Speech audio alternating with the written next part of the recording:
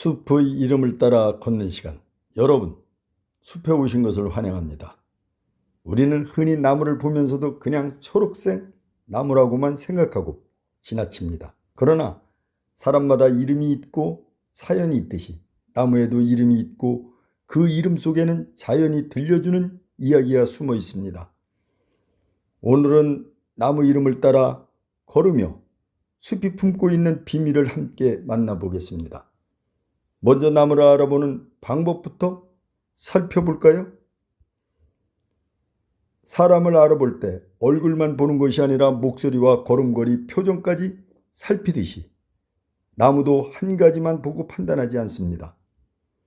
봄과 여름에는 잎을 보고, 가을에는 열매를 보고, 겨울에는 수필을 봅니다.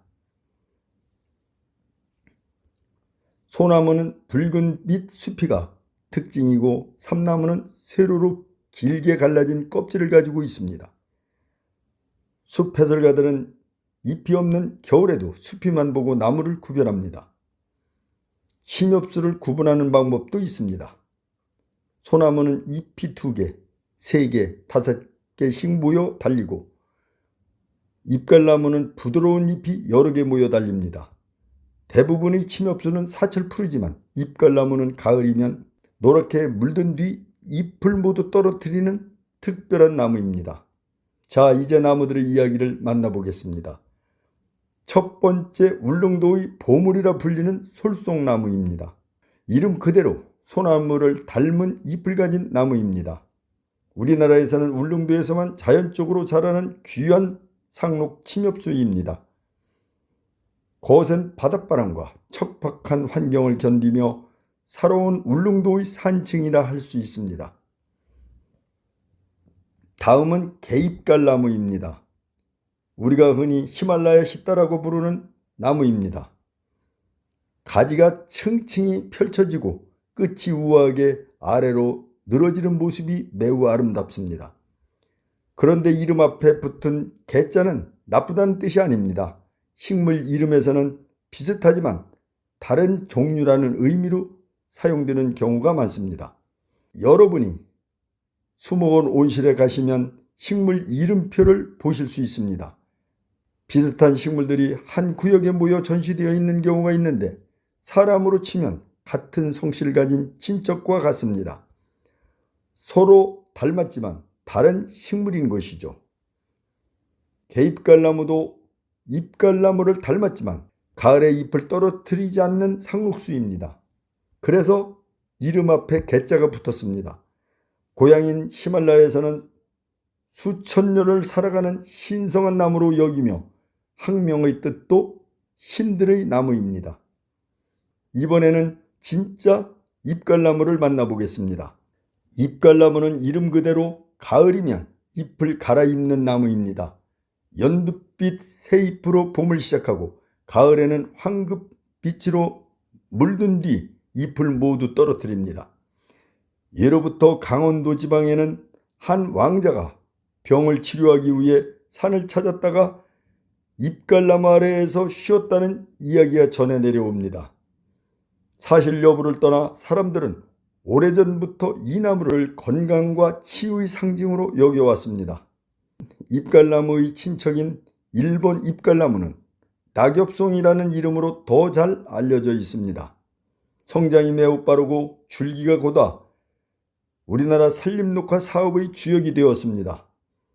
가을이면 온 산을 황금빛으로 물들이며 아름다운 풍경을 만들어냅니다. 이번에는 붉은 줄기의 향기를 품은 삼나무입니다. 삼나무는 줄기가 곧고 붉은 빛을 띠며 특유의 향기를 가지고 있습니다. 일본에서는 신성한 나무로 여겨 신사 주변에 많이 심었습니다. 울창한 삼나무 숲길을 걷다 보면 마치 거대한 성당 안에 들어온 듯한 경건함을 느끼게 됩니다. 다음은 깊은 산 계곡에서 만날 수 있는 들매나무입니다. 물풀의 나무와 매우 비슷하지만 자세히 보면 차이가 있습니다. 물풀의 나무는 줄기에 흰빛이 도는 경우가 많고 들매나무는 깊은 계곡에서 곧게 자라는 경우가 많습니다. 목재가 단단하고 질겨 예로부터 농기구와 생활용품을 만드는 데 널리 사용되었습니다. 묵묵히 제자리를 지키는 모습이 마치 숲의 어른을 보는 듯합니다. 이제 시선을 절벽과 바위 쪽으로 돌려보겠습니다. 바위를 타고 오르는 송악입니다.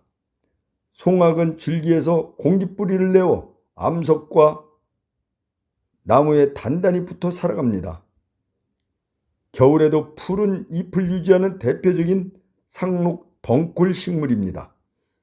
그래서 예로부터 변치 않는 사랑과 장수의 상징으로 여겨졌습니다.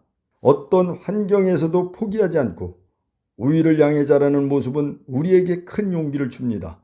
봄을 가장 먼저 알리는 울개나무도 있습니다. 잎보다 먼저 꽃을 피우고 꿀이 풍부하여 겨울잠에서 깨어난 곤충들에게 귀중한 먹이를 제공합니다. 지렁쿠 나무는 접골목이라는 이름으로도 불립니다.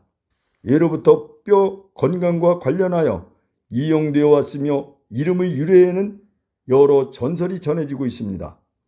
마지막으로 인동초와 분꽃나무를 만나보겠습니다. 인동초는 이름 그대로 겨울의 추위를 참고 견디는 식물입니다. 꽃은 처음에는 흰색으로 피고 점차 노란색으로 변하여 금은화라는 아름다운 이름도 얻었습니다. 분꽃나무는 은은한 향기를 풍기며 사람들의 발길을 멈추게 합니다. 꽃의 모습이 옛날 여인들이 사용하던 분통을 닮아 붙여진 이름입니다. 여러분, 나무는 말을 하지 않지만 저마다의 이야기를 품고 살아갑니다. 나무의 나이는 나이테에 기록됩니다. 나이테가 넓은 해는 풍요로운 해였고 좁은 해는 힘겨운 시간을 견뎌낸 해였습니다. 사람의 삶과도 참 많이 닮아 있습니다. 오늘 만난 나무들은 더 이상 이름 없는 나무가 아닙니다. 숲은 단순히 나무가 모여 있는 곳이 아니라 수십 년, 수백 년 동안 살아온 생명들이 기록을 남긴 거대한 도서관입니다. 남은 숲길을 걸으실 때도 나무들의 이름을 한 번씩 불러보시기 바랍니다. 이름을 알게 되는 순간 나무는 풍경이 아니라 친구가 됩니다. 감사합니다.